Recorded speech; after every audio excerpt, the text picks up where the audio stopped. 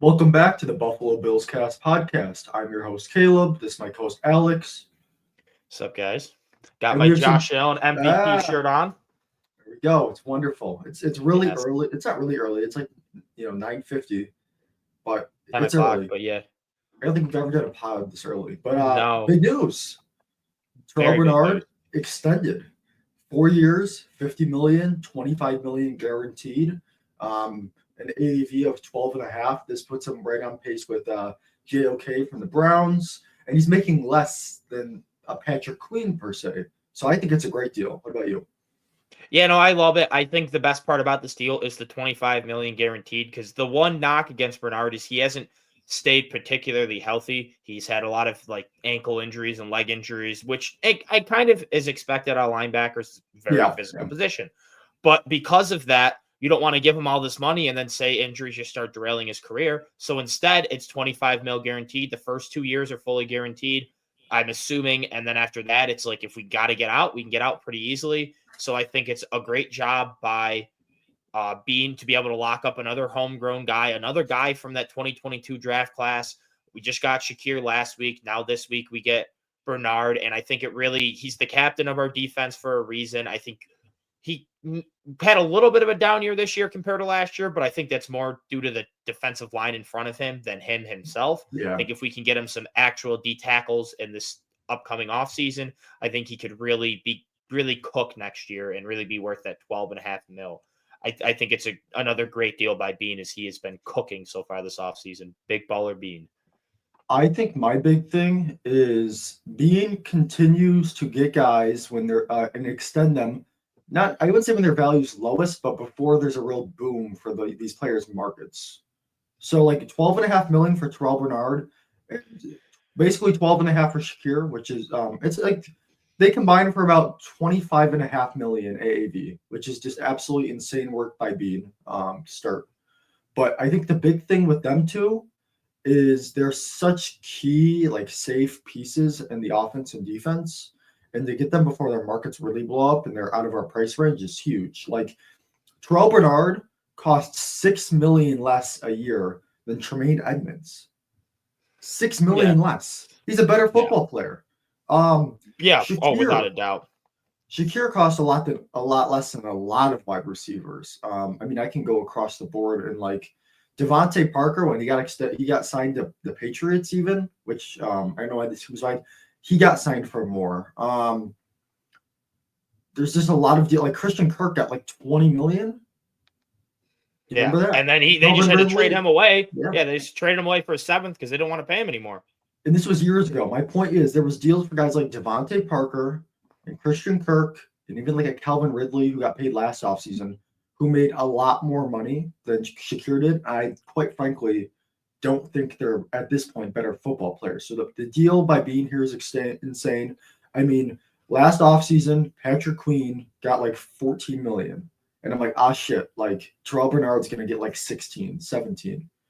We got him for less. He's a better Yeah. football player. I mean, it's Yeah. very good work. And I think this sets him up well for extending Benford. And I'm a little bit more hesitant on saying they're going to extend Rousseau, but definitely McGovern as well. I think that's a given at this point. But I Yeah. like it how it structures us for those two guys. Let's start off with you have the details on the Khalil Shakir extension. What do those Yeah, look like? so a couple days ago, Spot Track dropped like the official details. So it's even a little bit less than we thought. We thought 4 years, 60 mil. It's really 4 years, 53 with incentives. And it wasn't the 18 mil up front. I'm not sure where that number came from because this year we saved about a mil with the extension. So his cap hit this year is about 2.5 mil. And then next year it's only $6.8 million. So being really set up this like 2 year window for us to really build a contender, but it's not like we're screwing ourselves years down because this salary cap has continued to go up. It's gone up to like 55 mil over the last 2 years. It went from like 215, 220 2 years ago to 280 now. Like the salary cap is going up like crazy. So he's backloading these contracts to get us money now, but then not screwing us later because the cap just rises with it. And it continues to get these bargain deals where it ends up evening out and we're paying the market value at the end of their contract, but we're paying them way under market value at the beginning of their contract so we can like 6.8 mil is just absurd. Then it goes to 13.9 mil in 2027, 15 mil in 2028, 15.9 mil in 2029, and then there's a $1.8 million void year in 2030. So this gives us many years to be able to move money around. It being backloaded opens up a lot of cap flexibility for next year because we still have all these extensions that we're going to want to put on the books, or maybe free agents or whatever. I mean, there's easy ways to get off money. Like Von Miller's a cap hit at 26 mil next year, and Dawson Knox at 17 mil. Obviously, there's other things we can do, but we're only sitting at about 30, 40 million right now with still McGovern, Benford, Rousseau, Cook, all these extensions coming up. So to be able to save money there, to be able to pay these other guys is huge. And one quick thing, I just did some real quick basic math. And the Cook and the Bernard or not the Cook, the Shakir and the Bernard extension is about 25.5 mil, like you said. If we project the salary cap to go up to about 300 mil next year, which how it's been, it might be even more than that. That's only 8.5% of the cap next year. And that's just if they were being paid their AAV. It's going to continue to a lot more and more. By the time it's at the end of the contract, that's probably going to be at like 5% of the salary cap between those guys. And that is our most important wide receiver and the captain of our defense, to be able to get them combined under 10% of the cap so we can afford and give big money to obviously Josh Allen, our tackles, and other guys. It's just great work by Bean. I think my biggest thing with these two signings, I said a little bit earlier, is Shakir is the safety piece in this offense that allows Josh Allen to feel comfortable, get into like his third, fourth reads, and realize, hey, I still got my guy underneath somewhere. And then Terrel Bernard, I mean, last season it was a little bit rough because he was having to clean up a little bit too much for the defensive line, but it allows them to be more aggressive up front. Of course, they just sucked last year, quite frankly. But with a good defense, it allows them to be very aggressive as, hey, I got Terrell Bernard back there. He's going to keep everything clean. We'll keep everything clean for him. He's going to clean up anything else that we need. So I think these two pieces make you feel really secure and really safe on both sides of the football. And it's a great deal. So like you said, I think that they're so important to bring back, and they got it done at a really team-friendly structure and number as well. It's how you build a contender. You draft well and you bring them back at team-friendly contracts. I mean, that's how the Chiefs do it too. They make sure they get their guys at bargains to be able to afford other guys, and they just draft and retain. You don't really see too many players the Chiefs draft that are key contributors. They just let them walk in free agency. The Patriots were the same way, unless if they want to take a team deal, like they sign them at team deals, or if they're the big names, they trade them away or let them walk for the comp picks, like we did with Gabe Davis, like we did with Tremaine Edmonds. But then players like Shakir and Bernard, we bring them back because they're willing to take those team-friendly deals to help us build contenders. Yeah, without a doubt. Let's get to another guy who we're looking at his extension long-term, Christian Benford. I'm curious. I changed my number up. We talked a little bit earlier about what our number is going to be. What would be your prediction for a Christian Benford extension? What do those numbers look like to you? Yeah, Spot Trek has him his market value being at 23 mil a year. I think that's a little crazy because him being injured these last two postseasons, while I don't think it's a concern, like I'm not worried about it. I think it was concussion, and then last year it was again wasn't a muscle injury. It's not like it's a super lingering thing. He's missed 3 or 4 games the last 2 years. Just unlucky that they happen to be the games against the Chiefs in the playoffs. You can't really control that. It's not like he's having a continuing groin or hamstring problem, or like his ankles just keep rolling. Like it's not something like that. So, but at the same time, I think that it works a little bit in the Bills' favor because they can look at me like, hey, you haven't been healthy these last 2 playoff runs and we've struggled without you.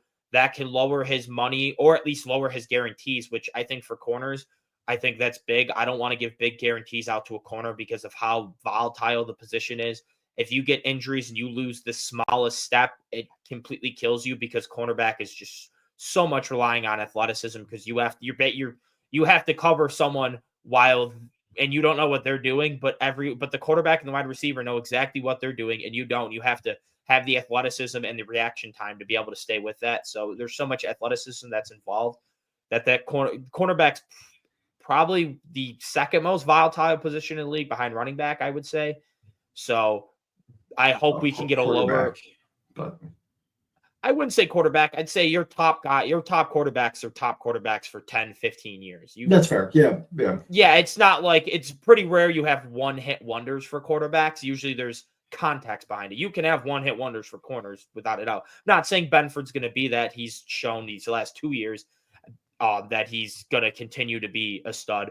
But because of these injuries, I think you can get him at like a 4-year, 70 to 75 mil, 45 mil guaranteed. Maybe you incentive base it up to 80 mil, like if he gets interceptions or all pros, things like that.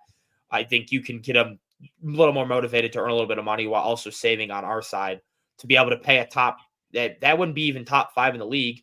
And that's even without like someone like Sauce getting an extension, or Jair if he gets an extension when he gets traded, or some of these guys, these young guys get Derek Stingley, stuff like that. If you can get him cheaper than those guys while being basically just as good, if not better, I think would be another masterclass by Bean.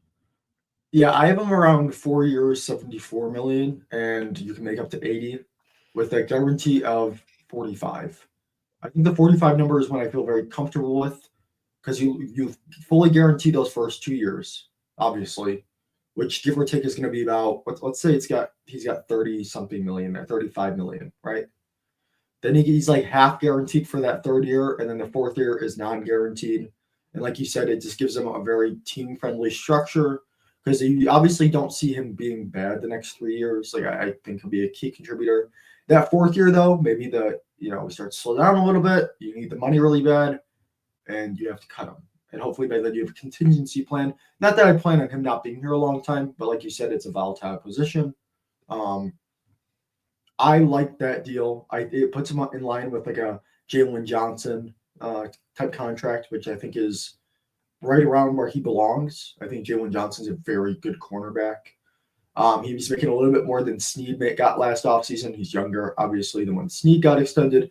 I think that's a perfect low range there for him, right in that like 70 to 75 range, which puts him among those two guys. Yeah, no, I agree. Now, the next one is more interesting to me, and I feel a little bit more uneasy about, is the Greg Rousseau extension conversations. What's that number that I feel like we have the same number probably here? What's the number? Yeah, as we've discussed, about 4 years, 80. And obviously, in a perfect world, in my dream world, we're trading him to get Myles Garrett.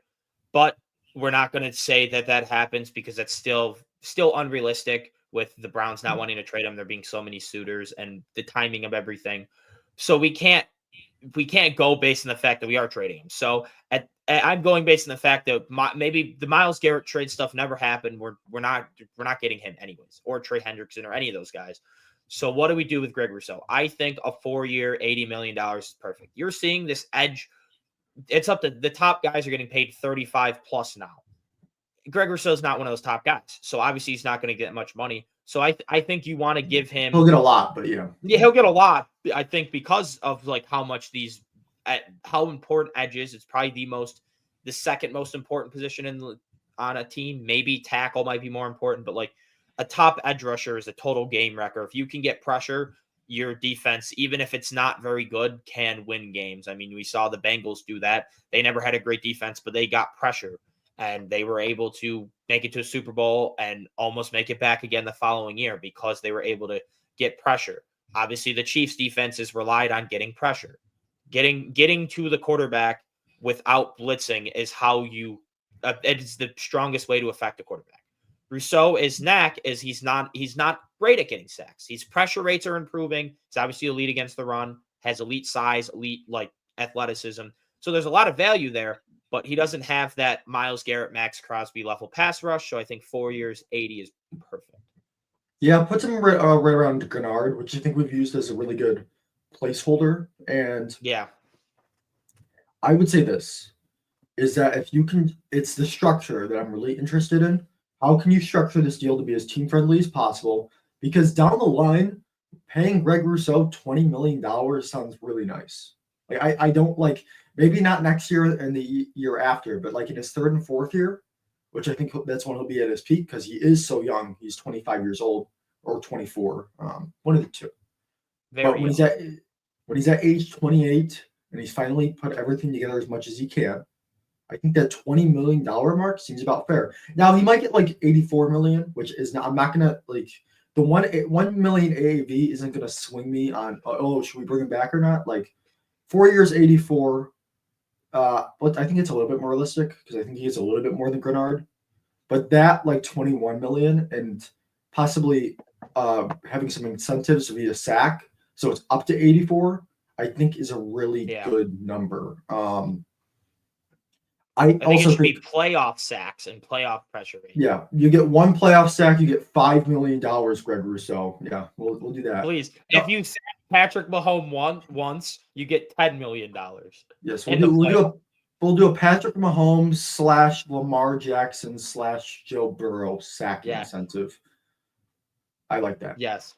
Yeah, it's not I realistic, like but hey, I mean, obviously not, but hey, well, I'll personally give him like $20 via Venmo. I'll start a GoFundMe for him. Man, I can't. The elite quarterback sack PayPal. No, oh my God, GoFundMe. GoFundMe. Yes. Last guy that we're going to talk about today, James Cook. If he wants 15, I'm still dead set on. Can I just say it? Like, I'm just going to say it now. I don't see him doing it. Listen, I think he's a fantastic football player. He's really a good football player. But when push comes to shove, let's say 12 million, because that's the number that I keep coming to that I think is around what he'll get, like 12 and a half, 13. Would I rather pay James Cook that money or invest that money back into the offensive line unit? I think I always lean, which will bring us to our to McGovern as well, who I think we'll get probably around 11. Yeah. 10 mil? Yeah, I mean, we'll put and then was on the Cook thing. Yeah, I mean, I agree. I get the wanting to invest into offensive line, but if we can get Cook at 12, 13, I can swallow that pill with how much the cap's going up because he is clearly the best running back on our team. He was the second best player on the offense last year. Yeah. Well, he was the best skill position. I wouldn't say second best, probably fourth best behind the two tackles, but yeah, I was gonna say the tackles were so good last year.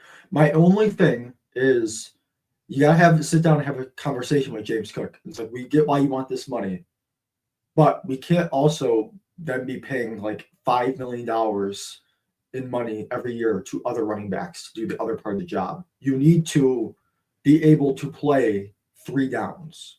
You need to be able to pass block.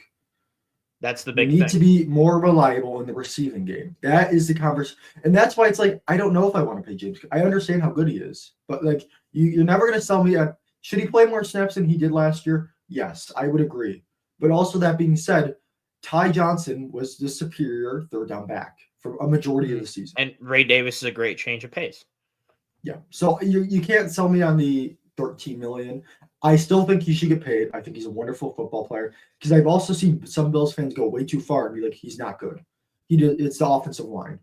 The offensive line is outstanding, but there's a clear difference with James Cook out there and Ray Davis. Regardless of any advanced analytics, just watch. Watch the game. You know it's he's a different level of player. The cutting, the patience he played with this year, the long speed. I mean, he broke away on so many long runs. The long speed has really come away from Georgia. And guess what? The touch numbers are lower than a lot of these college running backs coming to the NFL. He's less carries than a lot of college running backs. So his game is relatively sustainable. So you can sell me on him getting this money, but if it's too high, I'm also not worried about it. Like, this is a position where it's like, if James Cook goes, it's like, okay, we're really happy to have him. Wonderful football player. I think his production is relatively replaceable. Not perfect replacement 1-for-1, but like you can do a good job at it. So he's the guy I'm least concerned about. It's the same thing with when Tremaine Edmonds left, when Gabe Davis left. That's how contending teams are. If you want to build, you can't just pay everyone. If they want too much money, you have to let them walk. The Patriots were notorious for that. If you weren't taking a team-friendly deal, doesn't matter how good you are. Bye. The Chiefs trade away Tyreek Hill because they don't want to pay him. The Chiefs trade away Joe Thuney because they don't want to extend him. Were those popular decisions at the time? No. But they were like, we're not going to give these money. We're going to give it to the young guys. We're going to put it elsewhere. And obviously they're the two dynasties of the last 25 years because they were smart with who they gave money to. And I think if James Cook, if we get him down to 12 mil, 12.5 or like a 3-year deal, I'd be like, perfect. He's a great playmaker. He definitely brings value to this offense. But instead, if he's like, no, I want 15, he could definitely hit 15 in the open market. Then we're getting a 4th-round comp pick. You could definitely replace him with a 4th-round pick pretty easily. Like the mindset of just keep drafting running backs every year and just have a running back by committee with Josh Allen and a great offensive line, and how good Joe Brady is of dialing up run plays. Like, as much as you want to give Joe Brady flack for maybe not being too predictable or his offense kind of being like his pass game being stale, I think that's more to not having a vertical threat. His run designs with the offensive line coach is elite. That is like, you saw how much better the offensive line and the running game was last year when it went from Dorsey to Brady. There was no personnel change. It was, they went from Ken Dorsey to Joe Brady, because the way he's able to motion guys, the way to get people to be able to read, like he does a lot of running back where they jump from one side to another last second to get the defense by surprise. A lot of 6 offensive linemen, a lot of getting their good offensive linemen in space onto the second level. So I think we can still have a very good run game without James Cook. That being said, if we get him down to 12, I would love that. Yeah, I'm with you there. It's a really interesting. Let me quickly mention, because I just saw this.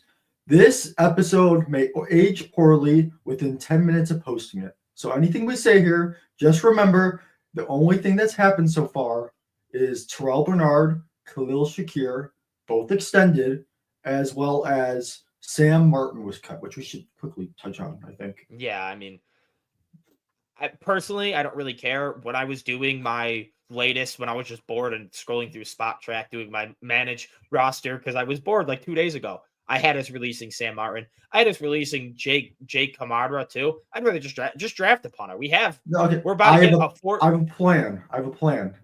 Next season, we do not roster a punter. You do not punt.